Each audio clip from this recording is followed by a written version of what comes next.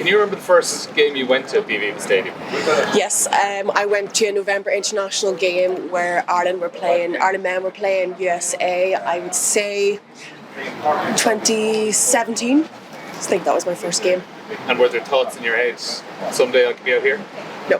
No, never had it in my mind that was possible. For like at the moment I was just playing for the Ulster women, and never thought that like this could have been something for us. I thought that it was the home base of Irish rugby, but like there was never girls playing, there was never women playing on that pitch. There was the double header, and I think it was 2014 that was played, but after that there was never Donnybrook Stadium is our pitch, or RDS. We always moved about, and we didn't have that kind of natural way to the Aviva. But the past couple of years, the way that women's rugby has grown, like it has become more prevalent that like it could be a possibility, and here we're getting prepared to play there. So was there a particular moment when you thought, okay, we could actually be going to the Aviva some stage in the near future?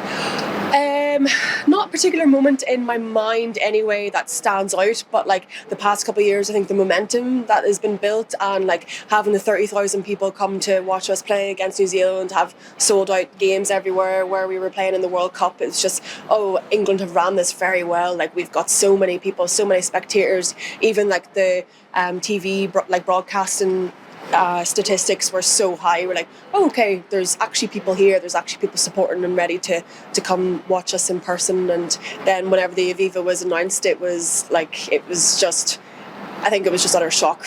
We knew that we could get there, and we were speaking about like the possibility of having another home game in Dublin, but a bigger stadium. So we outgrew Donnybrook, we outgrew Energia Park, we outgrew those places. So yeah, it's brilliant. How have the last couple of months prepared you for this weekend? Because you've had Twickenham, 77,000 people. Clermont in France was a serious cauldron of noise. You played at the Tottenham Hotspur Stadium for Sale just before the Six Nations as well. You've had a good opportunity to play in some pretty iconic venues. Yeah, and I suppose that's really cool to say as well. Like it's, we're so lucky and privileged in the position that we are, that we're playing in these positions and playing in these stadiums. Like I'd be sending videos and photos to my parents, my family, and like our group chats and stuff, being like, oh, look at me, like we're in the NFL away change room in Tottenham Hotspur, or we've got 77,000 like people in the crowd saying, it's so nice to say. And like whenever you're chatting to people afterwards and stuff, the atmosphere is class. But at the end of the day, like it's the rugby that's on the pitch as well. That's what people are coming to watch. So the fact that the rugby is getting better and the rugby is like becoming more of an importance, I think, is the big change. Thanks. Good luck weekend. Yeah. Hi Brittany, how are you? Could you just talk to us a bit about how you personally approach weeks like this? Are you somebody that really tries to embrace the occasion, keeps an eye on the ticket sales, or are you somebody that is like, I have to stick to my process here and block out any other possible distractions? I suppose that like the build up to a game like this is one that you can't hide from, one that you can't like. In my mind anyway, I like to live my life as happy, as positive as I can. So the fact that you're going to be walking around Dublin with how many people coming around, you have your family texting you being like, train tickets booked to come down to Dublin, like that kind of just drives me a little bit more than drives the nerves. So as like I've stated before, like the playing in stadiums, because there's been like quite a few of those like big attendances, I'm kind of like used to that noise, I suppose, so I just use it as energy. And yeah, me personally, I just love it, and I bounce off the girls, I bounce off the team bus going in, like walking in and seeing all the people, like they're there to support you, and that's it. So you just kind of have to take that, it drives you. With that in mind then, how big a role could the crowd play on Sunday? Because these Scotland games, they've been pretty neck and neck over the last couple of years. Yeah, Scotland and Ireland games are very, very fun to play. We have such a similar style of play. We're very structured in our like defence and attack. Like we kind of know each other inside out. We're two very well coached sides. So the games are like the high ball and play minutes, high number of phases. So they're tough to break down. Like Scotland are a very good side. They play to the edges. Their ship is run very well by Helen Nelson. And yeah, so we're going to need our support, and we know like we've had 9,000 in Galway, and then like the crowd there in the Affidea was class. So like that's going to be tripled whenever we go to the Aviva. So it's going to be unreal. Just listen to you there, you can hear the excitement. Do you think, is that the word around the camp at the minute, the mood this week? Is it just excitement? Yeah, excitement, and like making sure that we enjoy it. Like this is our last week that we're going to be playing in this Six Nations, so making sure that we enjoy every single day. Like the days are tough, like we train very, very hard. Our training idea is we try and train as like harder than the game, so the game feels a bit easier. So like actually making sure that we enjoyed this last week and enjoy each other's company. Like we always say that each last week of the campaign might be the last week that we play in this exact squad. Like the squad is so fluid. Yeah, it's a young squad, yeah, but like we have people coming in, we have people coming out, so this is the last time that we might be having this week together, so let's enjoy it. We've tried to put a smile on our faces and have fun the whole way, even though the bodies are a little bit sore 5 weeks in. So great stuff. Best of luck. Thank you. Brittany, for so long the mantra around women's sport and rugby was you can't see it, you can't do it. In other words, it needed visibility and it needed role models. The fact that you're now stepping up onto the biggest platform of all in this country, how significant do you feel that is? It's unreal. Like I feel like it's a pillar to like a foundation that we're going to set for the future. Like as soon as you get the first one done, that becomes a norm, and we're going to hope that becomes a norm for us. Like we need the backing of all the Irish people, we need the backing of all of our supporters, the Green Wave, to make sure that they keep showing up for us and keep coming to the games, because women's rugby and like the Irish women's rugby is very, very like it's excelling and it's exciting. So like come and join it, and people that join, they stay, and it's just really great that we have this weekend, and hopefully it becomes a norm for like our under-21s. Had a brilliant campaign there. Like we've got a great bunch of girls coming in behind us, so it's just keep coming onto the train and hopefully we'll drive it forward. It's not even a decade has passed since you first stepped into the Aviva to watch a man. Back then it was beyond your wildest expectations. There was no pathway. Can you quite believe that it has happened? The growth, the exponential growth within your sport, that not only is there a pathway, but you are now at the vanguard of something where you can sit in a stadium or other kids can come in, especially young girls, not just hundreds of them, thousands of them, and watch this. Can you quite compute how that has happened during your sporting lifetime?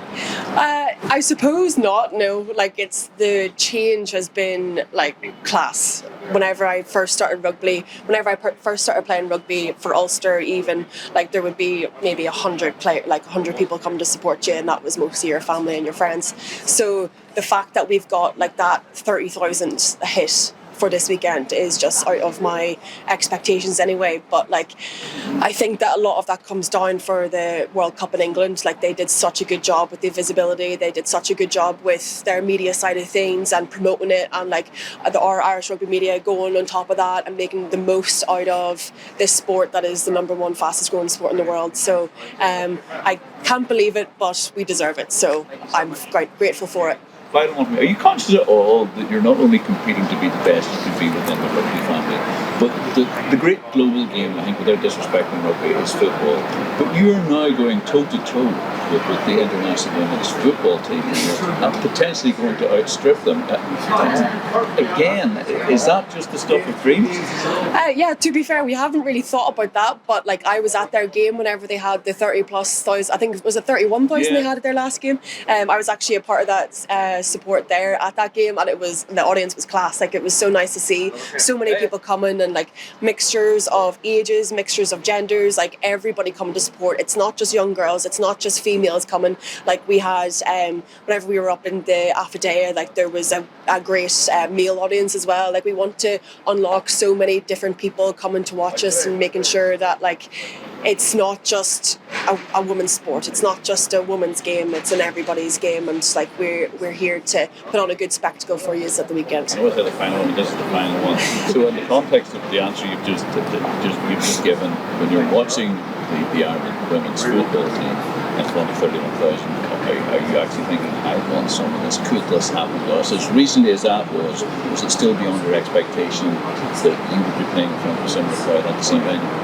I suppose so, yeah, because like historically, whenever we were playing like at the Dexcom, at Aviva, at Musgrave Park, Virgin Media Park, like our numbers have been below 10,000, around 10,000. Like, we just hit our history-making number there in Galway. So, like, the fact that we've tripled that, like, that's exceptional. Like, it's great. But I also can expect it as well at the same time, because, like, our wave is growing. Like, so many people are stopping you on the streets. So many people are chatting about you. So many people are getting really, really invested in the squad. So I would like to see that it gets more than 30,000, and like the next time that we play at the Aviva, because there will be a next time, it will be even more than that. Thank you very much. Thank you.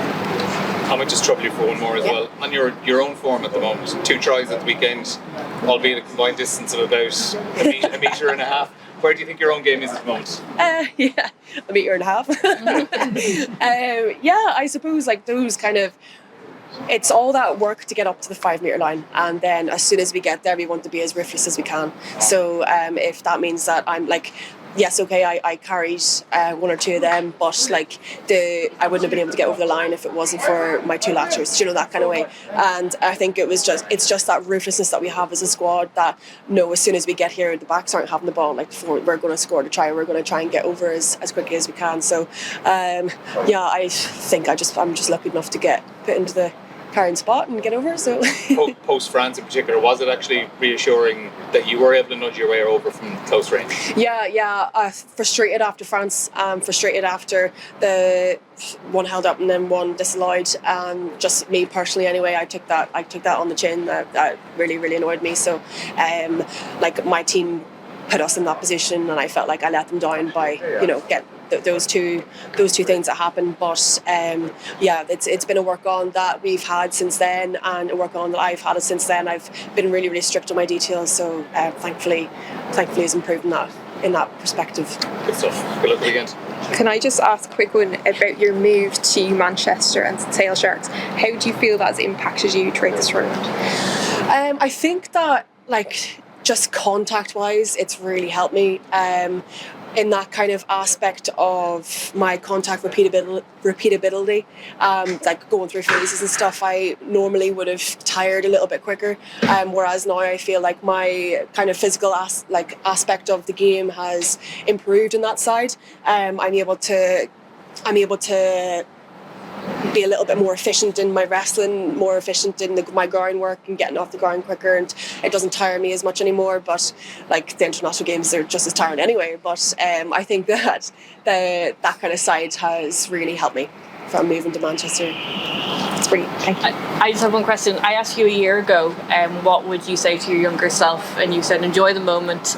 You could only dream of where you are now, so just enjoy it. So what, now a year later, around the corner from a record-breaking kind of match, what would you say to your younger self now? It would just be like, rugby was never even a sport that I could have played in the locality of where I grew up. I had to drive 35 minutes to go to, I know that doesn't seem like a lot, but whenever your dad is driving you there and back, it's a lot to him. It's a commitment that you have to go each and every 3-4 times a week, and the fact that I was able to do that, and then now playing in the Aviva and the visibility of the game, just even the opportunity of doing that, it's just made me so lucky. I just feel really grateful and really lucky to be in the position I am today. So yeah, it's just, again, I just echo what I said. It's just enjoy it. So there's 3 or 4 days. Jeez, training's nearly over. 3 or 4 days until the game, and it's just really, really enjoy the build up, enjoy the girls, because you mightn't again be with that squad again. So yeah, it's just try and enjoy every moment.